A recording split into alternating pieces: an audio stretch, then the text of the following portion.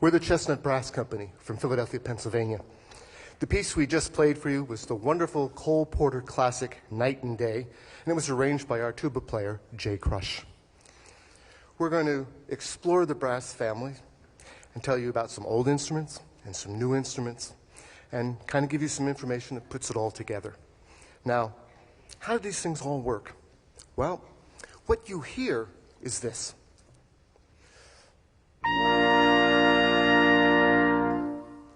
But what really is happening is this. That buzzing is channeled into the mouthpiece. Then all the instruments have some tubing, different amounts depending on the instrument. And at the end, opposite the mouthpiece, is flares, and that's called the bell. And believe it or not, that's to help project it even further. So when you're back all together with your pieces and your lips vibrating, you're back at that good sound. Let's meet all the modern instruments. On the right, playing the tuba is Jay, and he's from Philadelphia, Pennsylvania.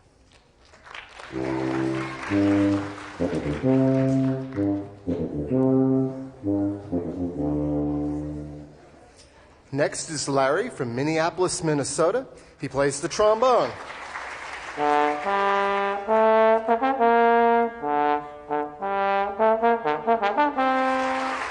In the center is Marion. She's from Greeley, Colorado.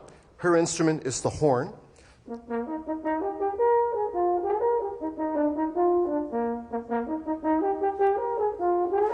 The next instrument is my favorite. It's the trumpet, played here by John from New York City.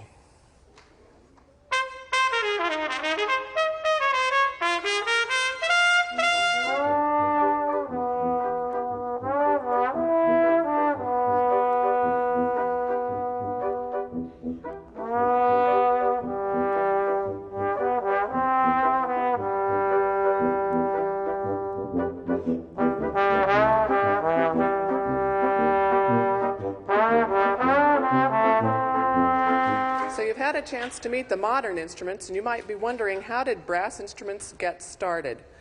If you can imagine, thousands of years ago, they may have been needing a way to communicate with people around the world or across their community long distance, something louder than your voice. Today, most people have a cell phone. Back then, you'd have to utilize what you could find. If you live near the ocean, you might find a conch shell lying on the beach. After the animal is removed, a little hole remains, and you can buzz your lips into that.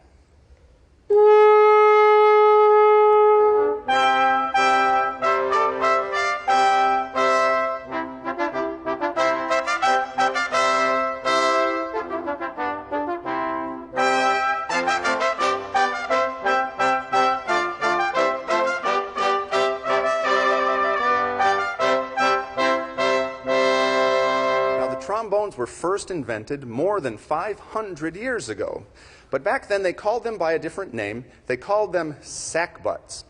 And sackbut is a funny word. It's a Flemish word that means to push and pull. And they called it that because it was built with a slide. So I can push it out to make it longer and get lower notes. Pull it back in to make it shorter and get higher notes again. They came up with a group of instruments called cornetos. They're a hybrid. That means that they take two different ideas, combine them, and hopefully come up with yet a third one that's a better idea. These instruments are part woodwind, part brass.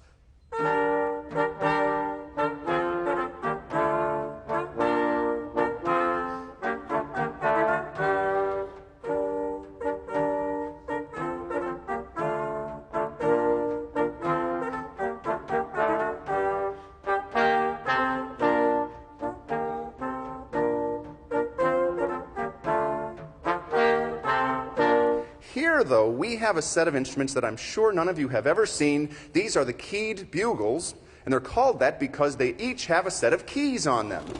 And those keys are really great. They're just like the keys on a modern saxophone, but these are still brass instruments because they have a cup-shaped mouthpiece into which we buzz our lips.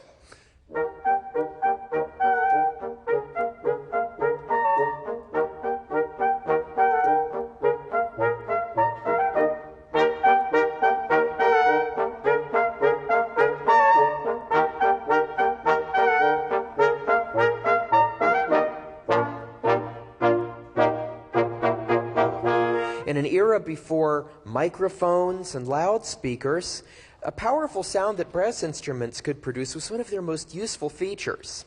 The keyed bugles were also very complicated. They were difficult to play. And all of these problems were solved when the first valve system was invented for a brass instrument, patented in Berlin, Germany around the year 1815.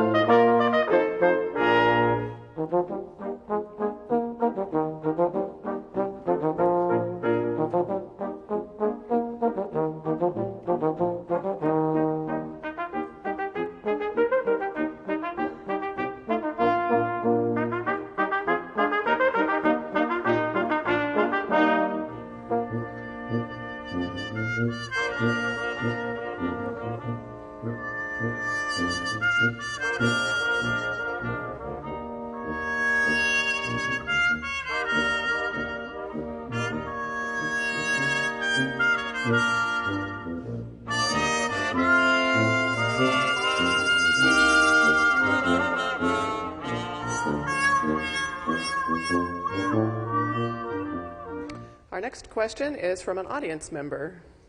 Go ahead. Hi. What are mutes, and do all brass instruments use them? Mutes are just things that we put into the bell to change the sound, to get a different tone color. The most common mute is the straight mute that John has.